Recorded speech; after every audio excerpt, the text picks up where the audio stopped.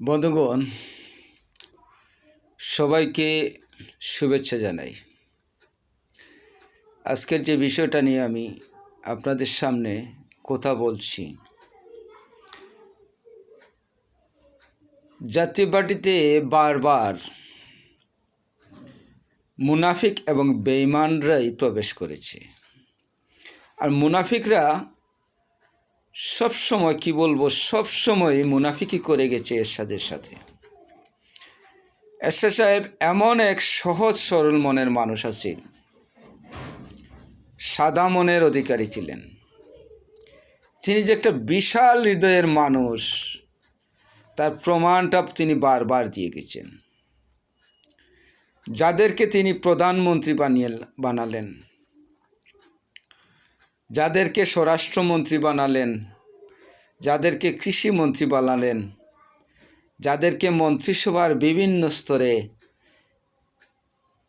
বসালেন, তারাই এরশাদ সাহেবের কলিজায় আঘাত দিয়েছে। বারবার এই হৃদয়টা এরশাদ সাহেবের ক্ষতবিক্ষত করেছে। কি বলবো ভাই, আজকে নির্বাচনী মাঠ কষ্ট লাগছে আমাদের। আমরা যারা এরশাদ প্রিয় লোক, আমরা যারা স্বচ্ছ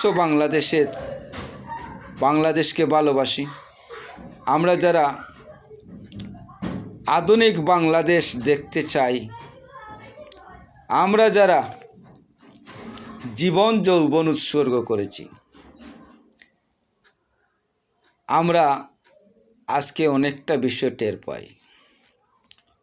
সবচেয়ে বিশ্বস্ত এরশাদ সাহেব ক্ষমতা ছাড়ার পরে সবচেয়ে বিশ্বস্ত একজন মানুষ মনে করতাম রুহুল আমিন হাওলাদারকে, যে এরশাদের সবচেয়ে বিশ্বস্ত বর্তমানে। সেই রুহুল আমিন হাওলাদার এরশাদ সাহেবের মৃত্যুর কয়টা বছর যেতে না যেতেই পল্টি মেরে দিল। যে রুহুল আমিন হাওলাদারকে এরশাদ সাহেব সবসময় স্নেহ করতেন নিজের সন্তানের মতো, হাওলাদার বলে ডাকতেন, কত আদরের হাওলাদার ছিল, সেই হাওলাদার আজকে বিমুখ। যাই হোক, ব্যারিস্টার আনিস, আমরা 111 সরকারের সময় দেখেছিলাম ব্যারিস্টার আনিসকে বিশ্বাস করে এরশাদ সাহেব তিনি দলের ভারপ্রাপ্ত চেয়ারম্যান বানিয়েছিলেন। সেই সময় এরশাদ সাহেবকে আবার চেয়ারম্যানের দায়িত্ব আবার ফিরিয়েও দিয়েছে। কিন্তু কটা বছর যেতে না যেতেই যখন আওয়ামী লীগ নির্বাচিত হয়ে আসলো, তারপরেই পল্টি মারল। নির্বাচনের আগে শেখ হাসিনার সাথে বিক্রি হয়ে গেল এই ব্যারিস্টার আনিস। কত ঘৃণা করে, কত ঘৃণার কাজ। বিশ্বস্ত মানুষ যদি আপনার পাশে না থাকে, আপনি রাজনীতি করতে পারবেন না।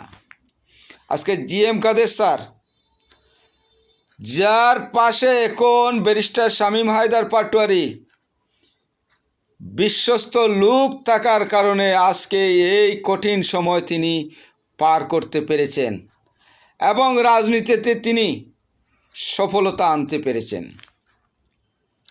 এই উদার নীতির জন্য এরশাদ সাহেব বারবার ক্ষতবিক্ষত হয়েছেন। কাজী জাফর, যাকে প্রধানমন্ত্রী বানালেন, কাজী জাফরের মতো লোক, তার 14 গোষ্ঠীটা কোনোদিন প্রধানমন্ত্রী দূরের কথা এমপিও হতে পারত না। তার মতো লোককে প্রধানমন্ত্রী বানালেন,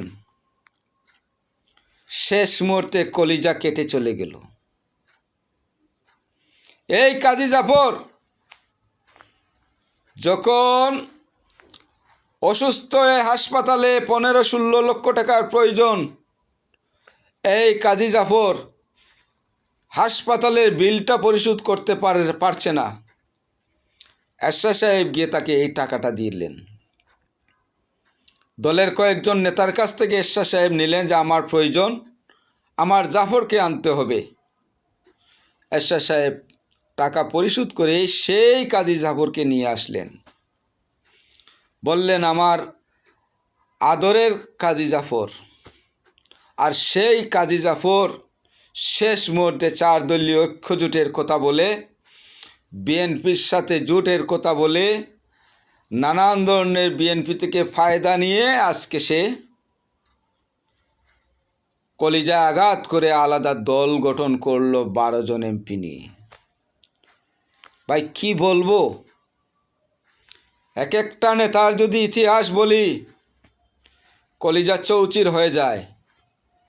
কিন্তু তৃণমূলের কর্মীরা এরশাদকে ভালোবেসেছে নিখাতভাবে। এরশাদকে আমার মতো যারা কর্মী তারা দিয়েই গেছে। আমরা বারবার আমাদের স্যারের ডাকে, আমাদের চেয়ারম্যানের ডাকে আমরা ডাকা গিয়েছিলাম, আমরা আমাদের পকেটের টাকা খরচ করে গিয়েছিলাম, এখনও যাই।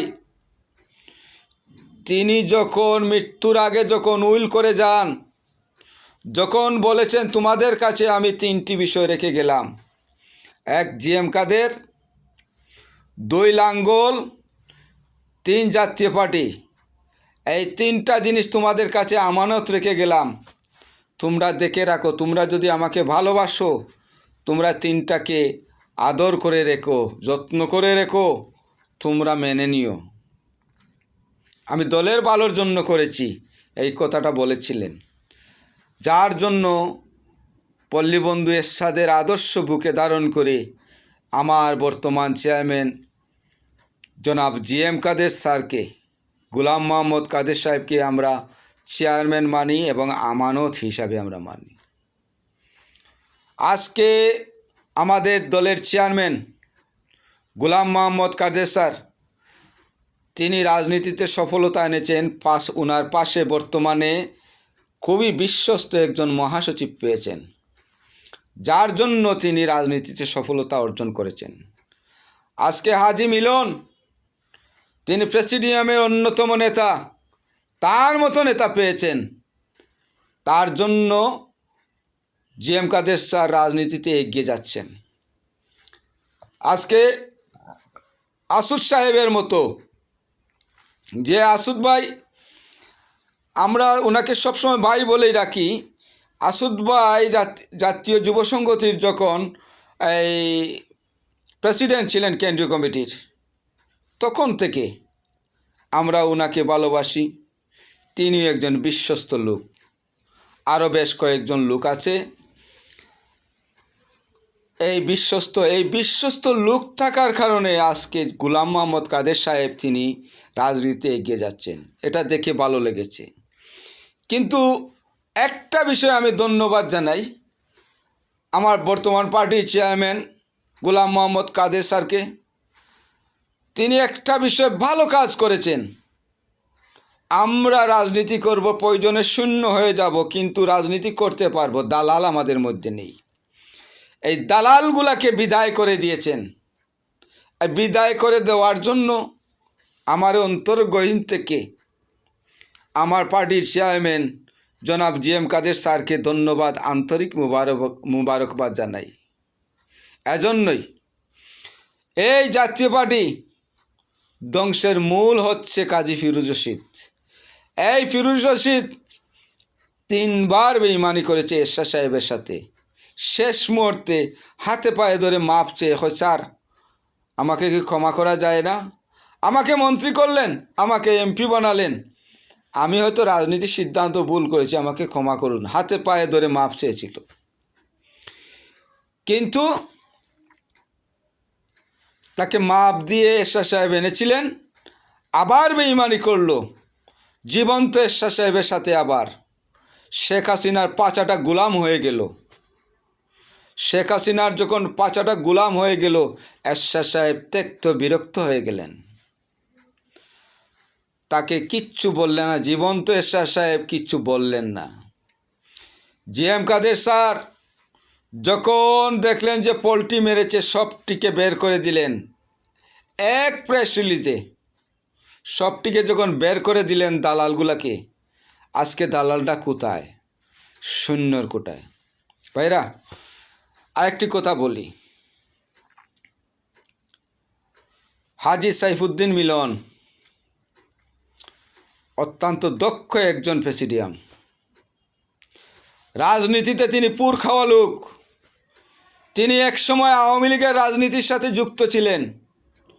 যেদিন এরশাদ সাহেবের হাত ধরেছিলেন এবং জাতীয় পার্টিতে যোগদান করেছিলেন, সেদিন এরশাদ সাহেব বলেছিলেন, মিলন, তোমাকে আমি নেতা বানাবই। ইনশাল্লাহ তিনি নেতা হয়ে গেছেন। তিনি জনগণের কাছে গেছেন। বর্তমান নির্বাচনী মাঠে সাহসের সহিত তিনি কাজ করছেন। অনেক নেতা আছে জাতীয় পার্টিতে। এই আহসান হাবীব লিঙ্কন সাহেবের জন্য আমার ব্যথা লাগে। আমি ওনাকে অনেক ভালোবাসি ব্যক্তিগতভাবে। আহসান হাবীব লিঙ্কন সাহেব, আমি ওনাকে ব্যক্তিগত অনেক ভালোবাসি। আমাকে উনি অনেক পরামর্শ দিয়েছেন, অনেক ভালোবাসতেন। হয়তো তিনি কাজী জাফরের মহাসচিবের দায়িত্ব নেওয়ার কারণে আমি ওনার পাশে যাই না বেশ কবছর, কিন্তু ওনাকে আমি অনেক ভালোবাসি। ভালো একজন বক্তা। তিনি সাবেক এমপি ছিলেন, সাহসী নেতা ছিলেন ঢাকার ভিতরে। উনি যে অন্যায় করেছেন, যে আহসান হাবীব লিঙ্কন সাহেব যে অন্যায় করেছেন, এটা ক্ষমাযোগ্য। আমি বলবো আহসান হাবীব লিঙ্কন সাহেবকে, আপনার মতো নেতা আমাদের প্রয়োজন আছে। আপনি বাইরে থাকলে কি হবে, কাজী জাফর সাহেবের সাথে থাকলে কি হবে, এখনও আপনাকে মিস করি। আপনি আসুন। আপনাকে আমাদের চেয়ারম্যান মহোদয়ের কাছে আমরা নিজে রিকোয়েস্ট করব, আপনি আসুন, আমাদের এখানে আসুন, মূলধারায় ফিরে আসুন ভাই। আপনার মতো বর্ষিয়ান একজন নেতা মন্ত্রী হওয়ার যোগ্যতা রাখে। আপনার মতো একজন সাহসী নেতা আমাদের দলের সাহস যোগায়। আপনার ব্যক্তিগত একটা আদর্শ আছে যে লিঙ্কন সাহেব, আসুন, আপনি মূলধারায় ফিরে আসুন। সম্মান পাবেন, কর্মীদের শ্রদ্ধা পাবেন, ভালোবাসা পাবেন। আপনি কাজী জাফর সাহেবের মতো এই নাম সম্ভ্রান্ত দল, যেটা রেজিস্ট্রেশন নাই, এই রকম দল গঠন করে এখানে মহাসচিব নয়, আপনি যদি পার্টির চেয়ারম্যানের দায়িত্ব চলে যান, লাভ হবে না। আপনি এরশাদ সাহেবের মানুষ, আসুন। আপনি ক্ষমা চাইতে হবে না। আমরা কর্মী হয়ে আমাদের পার্টির চেয়ারম্যান গোলাম মোহাম্মদ কাদের সাহেবের কাছে আমরা ক্ষমা চাইব, বলবো স্যার আমি ভুল করেছি, আপনি আসুন ফিরে। আপনি ফিরে আসলে আমাদের আত্মা শান্তি হবে। আমরা চাই, আপনার মোটামুটি বয়স হয়ে গেছে, আল্লাহ তাআলা কার মৃত্যু কখন দিবে জানি না। আমরা চাই অন্ততপক্ষে আপনাকে যদি আমরা শেষ সম্মানটা দিতে চাই, আমাদের দলীয় পতাকা দিয়ে অন্ততপক্ষে আপনার লাশটা ডেকে রাখতে চাই। আসুন, আমাদেরকে নিরাশ করবেন না। আসুন, আপনাকে আমরা ভালোবাসি। আসুন, কথা বলি, একসাথে রাজনীতি করি। সিনিয়র হিসাবে আপনি দায়িত্ব নেবেন, সিনিয়রিটি থাকবে আপনার কাছে, আপনি কমান্ড করবেন। আজকে আপনার মতন নেতা বাইরে অনাদরে পড়ে আছেন।